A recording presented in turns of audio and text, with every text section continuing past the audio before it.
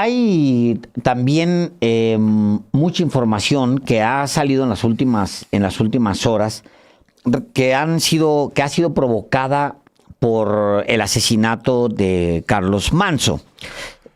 Como era más o menos previsible, se ha utilizado el asesinato pues para darle vuelo, digamos, a los posicionamientos desde la derecha, por ejemplo. Reaparece Felipe Calderón, nunca se ha ido, la verdad es que siempre ha andado por ahí, pero pues a veces habla y a veces dice cosas que pues, no tienen trascendencia, que no se le escucha, no lo retuitean ni en su ex partido político, el PAN, muchos lo tienen así como a un lado. Sí hay una especie de reclamo de ¿por qué siguen hablando de Felipe Calderón? Pues bueno, para empezar, el que más habla de Felipe Calderón es Felipe Calderón. Hoy mismo estuvo en un evento hablando sobre cómo el país el crimen organizado fue controlado maravillosamente por él cuando fue presidente de México. Daba ejemplos espectaculares de cómo él tuvo, ya saben ustedes, que con mano dura controlar el crimen. Y apenas se fue. Apenas salió, Álvaro. El país crees? se descompuso. Se descompuso el país. Claro, hombre. nada como a los niveles de ahora, ¿no? No, nunca, no, olvídate. No, pero sí, hombre, sí, dejó el país, mira, como un relojito. Alejandro, nunca lo dijo durante Enrique Peña Nieto. No, hasta ahora. ¿Hasta claro, ahora? Claro. No, porque es deshonesto y Y entonces pontifica, Sí. da lecciones de cómo controlar al crimen organizado. Esto fue lo que Felipe Calderón fue a decir este fin de semana en el foro empresarial ABCEF junto a los expresidentes, por supuesto ultraderechistas, Mauricio Macri de Argentina, Eduardo Frei de Chile, y en ese foro Calderón expresó que el crimen organizado en América Latina se está apoderando del Estado y que está reemplazando funciones de los gobiernos federales como el uso de la fuerza pública, la creación de leyes y el pago de impuestos. Y bueno, también habla, entre otras cosas, de cómo en México hay un maximato. Un maximato. Dice este fulano. Bueno, vamos a escucharlo y ya hablamos sobre eso. El problema es que las bandas criminales en América Latina se están apoderando del Estado y están reemplazando o pretendiendo reemplazar funciones del Estado claves, que eran monopólicas. ¿Cuáles son? El monopolio de la fuerza pública, el monopolio de dictar las normas o hacer leyes, a veces el monopolio de la justicia y sobre todo el monopolio del pago de impuestos. Y me explico. ¿Qué es lo que en mi opinión está pasando en México, está pasando en muchas partes de América Latina? ¿Por qué de repente se dice aquí nunca había este problema y ahora sí hay? ¿Por qué Chile sí está y Argentina, que están literalmente cerca del cono sur, están en el cono sur? ¿Qué tiene que ver con el narcotráfico hacia Estados Unidos? Mi respuesta es esta. Hubo un cambio de modelo criminal que no hemos analizado con detenimiento. En el siglo XX, el narcotráfico era solo eso, literalmente, tráfico de narcóticos o Estados Unidos o Europa.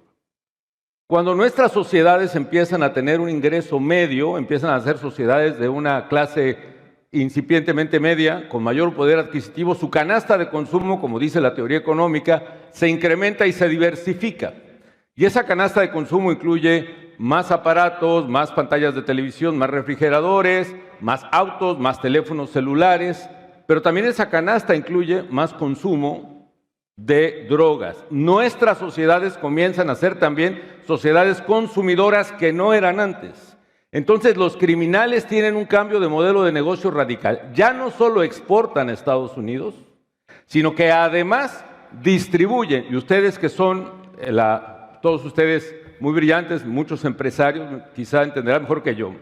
Pero es muy distinto un modelo exportador, donde el valor agregado está en el transporte de la mercancía, cómo colocas una tonelada de cocaína entre Colombia y Tucson, Arizona, a cómo al nuevo valor de mercado que está en el retailing, en la distribución de droga.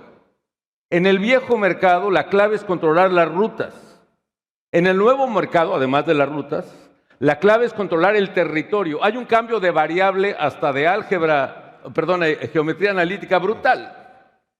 ¿Por qué razón? Porque no es lo mismo controlar un territorio, que puede ser la línea que está en la orilla de este panel, controlar una línea, una ruta, a controlar todo el territorio donde estamos todos. Y para vender, lo hace cualquier detallista, para vender una taza de café de Starbucks, tú necesitas controlar el punto de venta. Los criminales necesitan controlar el punto de venta y para eso necesitan ahora controlar el territorio. Para controlar el territorio implica que tienen que colocar a su gente a controlar el punto de venta y a dominar, a tratar de capturar el Estado, que por tradición controla el territorio. Por esa razón empiezan a sobornar al policía de la esquina, y luego al comandante de la policía, y luego al alcalde, y luego al gobernador, y luego hasta estados completos. Y no solo eso, son monopólicos y se disputan violentamente con otros grupos ese territorio. Antes no se lo disputaban, ¿por qué? Porque dos paralelas no se cruzan. Entonces, si uno tiene una ruta en el Pacífico y otra en el Golfo, como en México, esos no se pelean. Pero cuando vamos, se disputan Torreón o Acapulco o Quito o Rosario o la ciudad que ustedes me digan para vender en consumo. Eso hace esa lucha tan violenta y tan brutal. Y la clave es, tenemos que fortalecer y llevar los estados a una dimensión mucho mayor a nuestras policías tradicionales que solo portan un garrote y no llevan pistola, ¿no? Necesitamos hacer un estado mucho más capaz, mucho más confiable, mucho más eficaz, fiscales, jueces, policías mucho más eficaces para este nuevo flagelo de América Latina. ¿Necesitamos? ¿Es que no fue presidente este güey? Claro, pues mandó al general Mario Arturo Acosta Chaparro a platicar con los narcotraficantes, con Joaquín El Chapo Guzmán, con pues con todos, Ismael con la muñeca, con el Mayo Zambada, con todos los narcos. con el Viceroy, con el Azul Esparragosa, con el Grande, con... Que esos sus achichincles y sus propagandistas no dicen, es que todo es culpa de Calderón. No. Hay que informar bien. No solamente reproducir lo que dice este impostor. Inclusive ahora dicen, es que la estrategia es la misma que Calderón. No, tampoco confundir. En el caso de Calderón había una orden de matar, y eso sí hace una diferencia, salvo que no cacten. A ver, también hay un tema, Álvaro, que es el de fondo.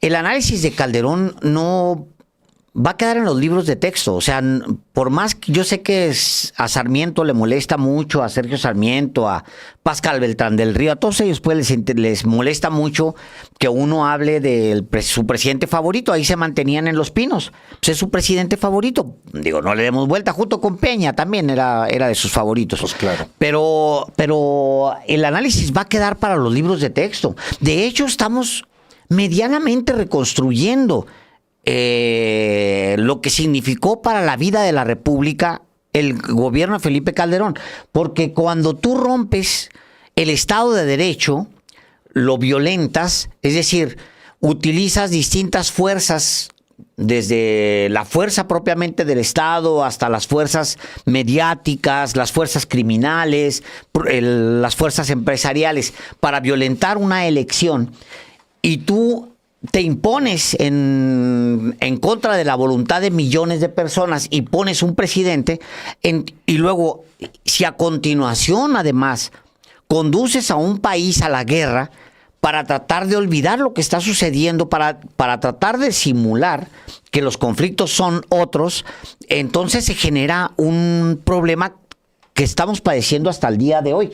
¿Cómo le dicen los Sarmientos y demás, cómo le dicen a una madre que ha perdido a su hijo, o a un padre que ha perdido a su hijo, o a un hijo que ha perdido a su padre, a su madre, durante un enfrentamiento o en una matanza de las que se desataron a partir de la guerra de Felipe Calderón? ¿Cómo se lo explicas? Bueno, se lo tienes que explicar, le tienes que decir que en algún momento en México los poderes de facto se unieron para cometer un fraude electoral, que eso sucedió en el 2006, entre 2005 y 2006, las fuerzas políticas, económicas, incluso criminales, se organizaron para cometer un fraude electoral. Después del fraude electoral, lo que vino fue un golpe, como los que suele dar el mismo, digamos que hay ejemplos de la derecha en todo el mundo que lo hace, pero lo estamos viendo recientemente con Donald Trump, que da estos golpes para voltear la atención y que la atención se concentre en otra parte.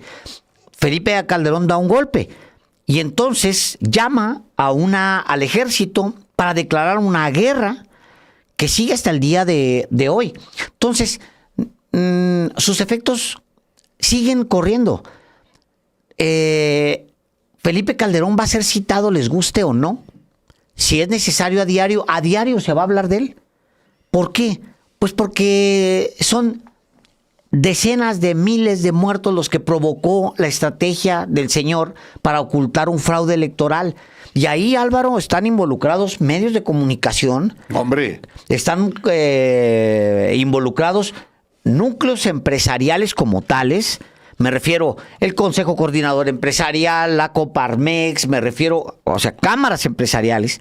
El Consejo, en ese momento se llamaba Consejo Mexicano de Hombres de Negocios, se llamaba en ese momento. O sea, esos órganos participaron activamente, primero en el fraude electoral y después apoyaron la política de guerra de Felipe Calderón. ¿Cómo no vamos a seguir hablando de eso si Felipe Calderón habla de Felipe Calderón? O sea, ¿cómo no va a hablar uno de lo que ha provocado todo este derramamiento de sangre? Entonces, me parece a mí que hay una...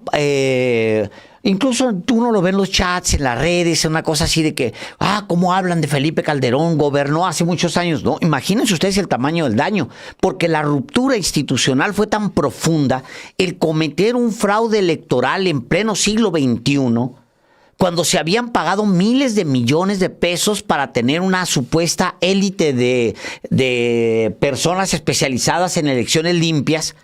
Habíamos pagado ya con un fraude electoral en 1988 y luego habíamos pagado de nuestra bolsa, los mexicanos, miles de millones de pesos en una élite que supuestamente garantizaba en México elecciones. Después de esa ruptura, de que se violentan las instituciones para imponer a este señor, que después declara una guerra, bueno, el trauma, normalmente los traumas, Álvaro, de cientos de miles o de decenas de miles de muertos en una nación, duran 1 siglo, 2 siglos discutiéndose. O sea...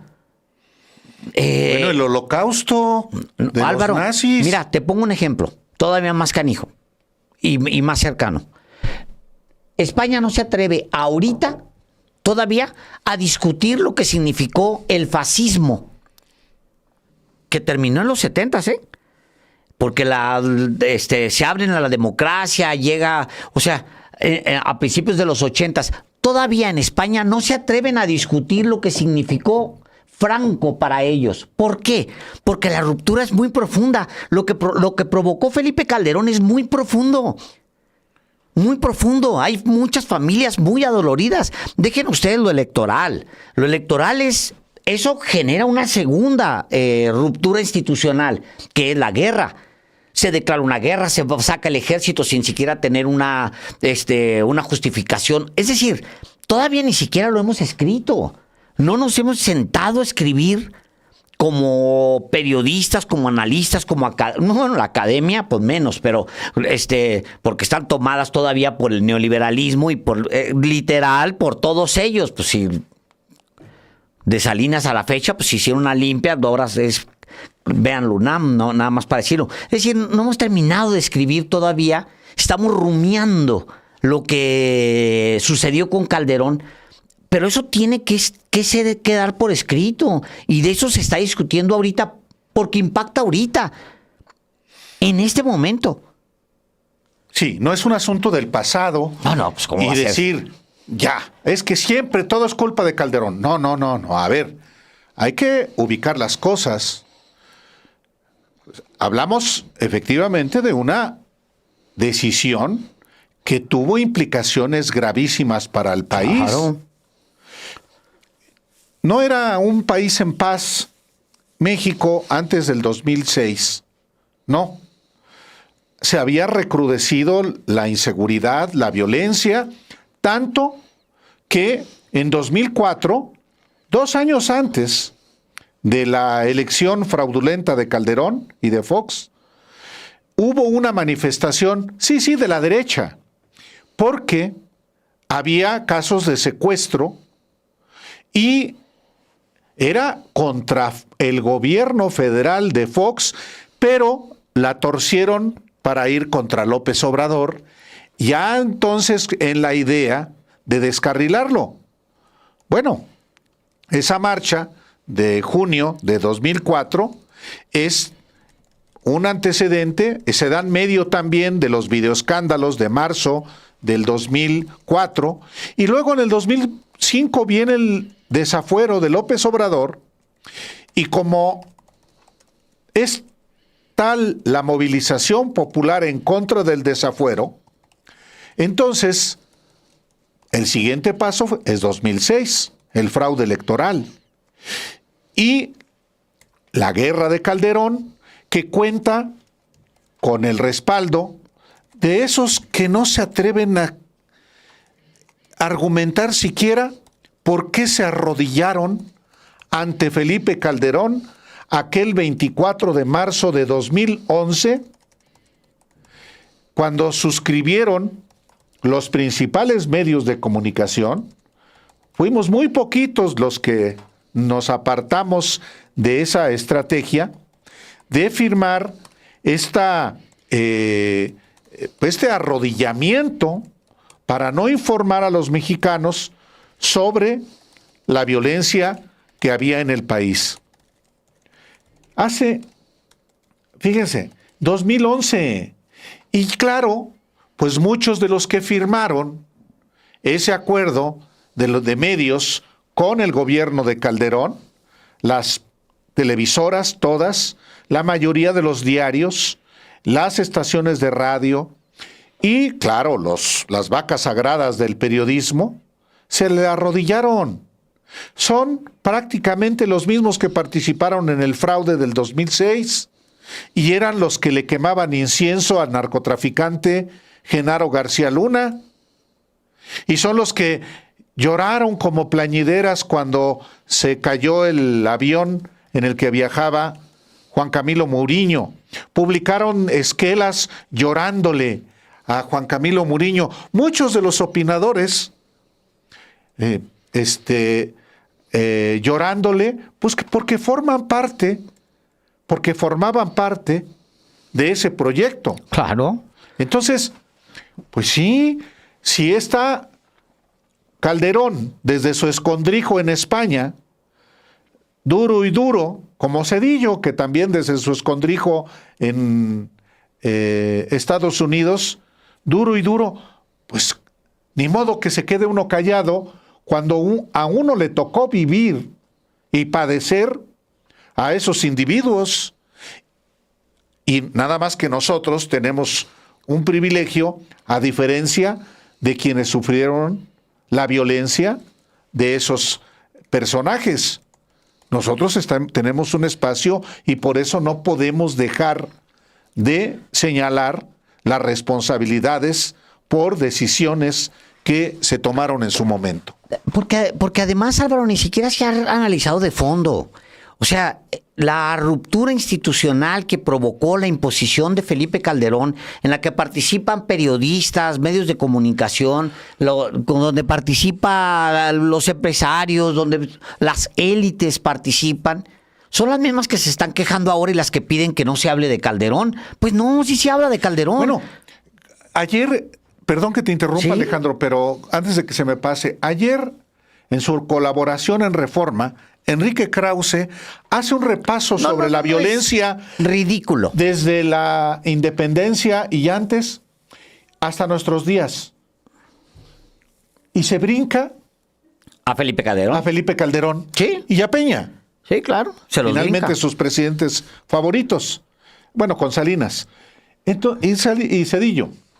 Pero eso es una falta de honestidad intelectual. Claro ¿Qué lo explica?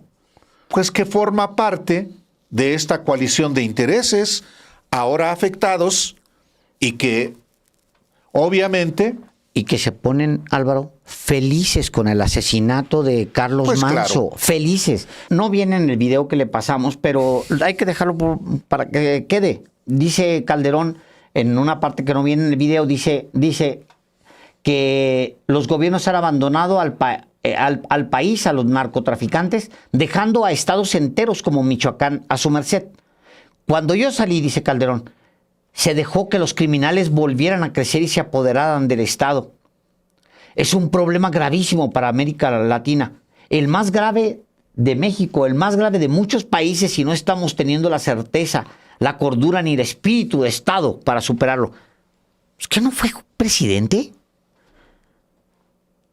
¿Es que no tuvo esa oportunidad? ¿No tuvo 6 años para resolver eso? Ahora lo denuncia por el mundo. No, y una cosa adicional, si Genaro García Luna no hubiera sido declarado Híjole, mano. culpable de narcotráfico, varios cargos de narcotráfico en Estados Unidos, podría alguien creerle. Pero si el responsable de la seguridad del país de 2006 a 2012 fue un narcotraficante que protegía al cártel de Sinaloa, la palabra de Felipe Calderón no tiene ningún valor. ¿Sí, quién se lo aplaude?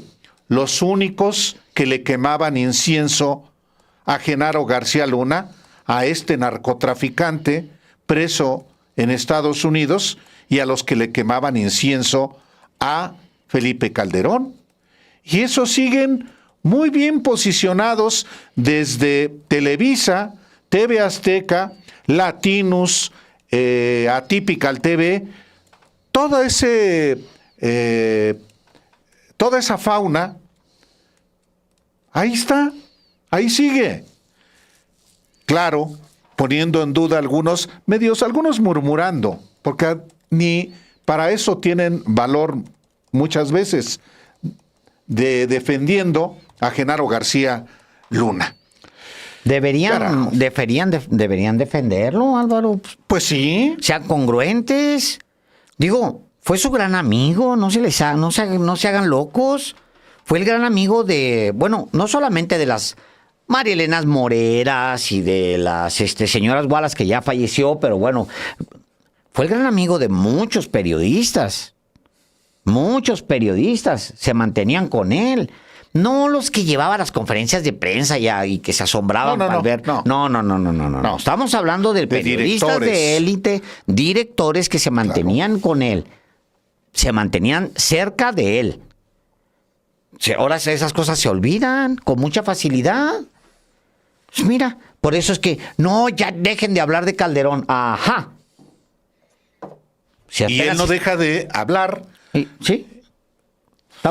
Estamos empezando a hablar de Calderón. Si falta el gran análisis, falta escribirlo, falta dejarlo por escrito.